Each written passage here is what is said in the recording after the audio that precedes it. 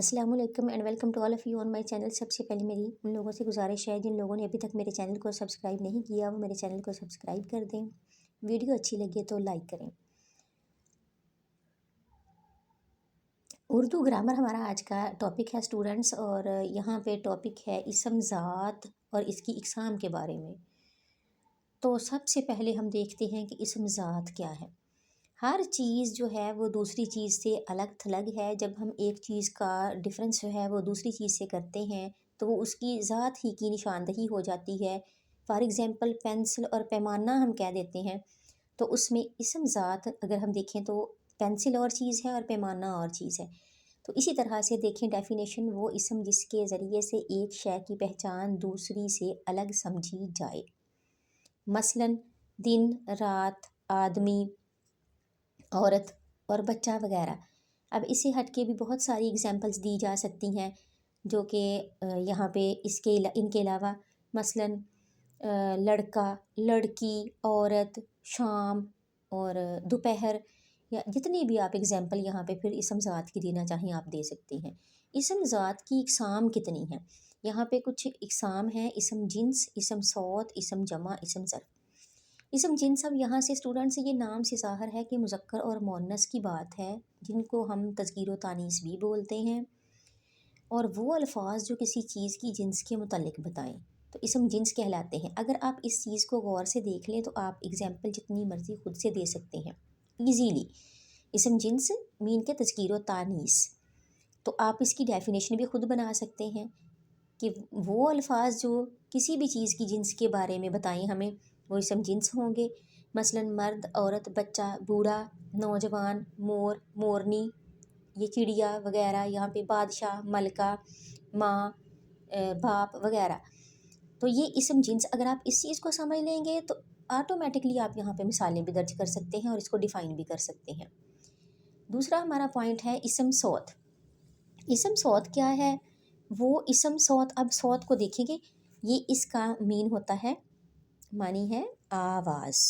आवाज़ यानी कि वो इसम जो किसी इंसान, हैवान या बेजान चीज़ की आवाज़ को ज़ाहिर करे। अब यहाँ पे ये नहीं कि सिर्फ इंसान बोलते हैं तो इंसान की आवाज़ मिसाल लेनी है, इसमें हैवान भी आ गए हैं। मसलन बकरी की आवाज़, बिल्ली की आवाज़, फिर बेजान चीज़ें, लोहा जो है लोहे की आवाज़ हो गई, लकड़ी की आवाज़ हो गई। तो बेजान चीज़ की किसी की हम आवाज़ जो है उसका ज़िक्र कर सकते हैं।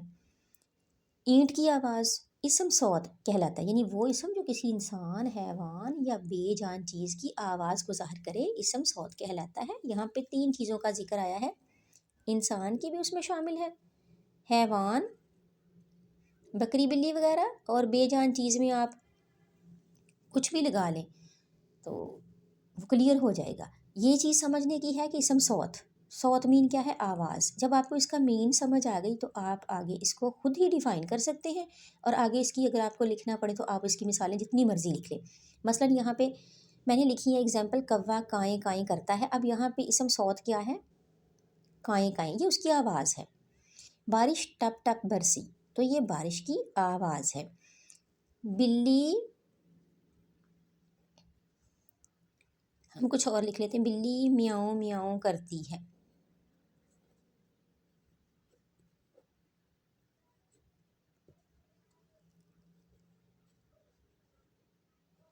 तोता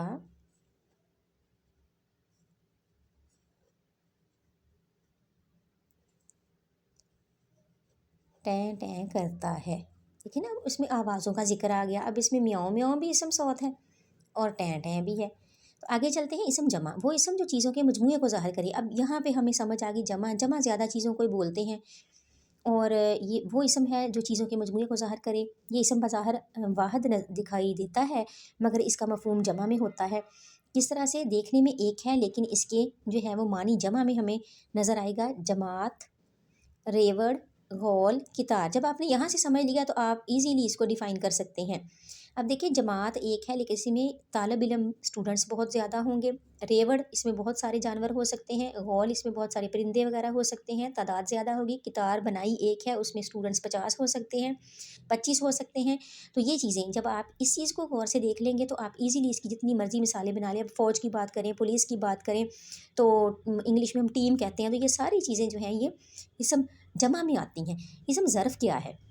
वो इसम जो जगह या वक़्त को ज़ाहिर करे इसम ज़र्फ़ कहलाता है, मसलन मस्जिद, स्कूल, कमरा वग़ैरह। अब देखिए ज़र्फ़ जो है इसका मानी आ गया जगह या वक़्त के मानी दे रहा है यहाँ पे। तो अगर हम जगह की बात करें तो मस्जिद, स्कूल, कमरा, घर, हस्पताल, बावर्ची खाना, सहन वग़ैरह वग़ैरह। जबकि 2 मिनट, साल, दोपहर, दिन, रात, 12 बजे, 4 बजे, 2 घंटे वग़ैरह तो वो क्या होगा, इसमें 2 चीज़ें हैं, वो वक़्त हो जाएगा ना, वो हमारे पास वक़्त आएगा, ये वाली चीज़ जो है। तो इस्म ज़रफ़ में आप याद रखिए कि 2 चीज़ें हैं, वो इस्म जो जगह या वक़्त को ज़ाहिर करे। तो जगह में आप जितनी मर्ज़ी एग्ज़ाम्पल दे लें और वक़्त के अंदर भी हम बहुत कुछ यहाँ पे डिफ़ाइन कर सकते हैं। तो इस चीज़ को समझना ज़रूरी है इस्म ज़रफ़ कि इसमें 2 चीज़ें हैं, जगह या वक़्त, 2 चीज़ें हो सकती हैं। जी, उम्मीद करती हूँ स्टूडेंट्स आपने मेरी वीडियो से कुछ ना कुछ ज़रूर सीखा होगा। दुआ में याद रखिएगा। अल्लाह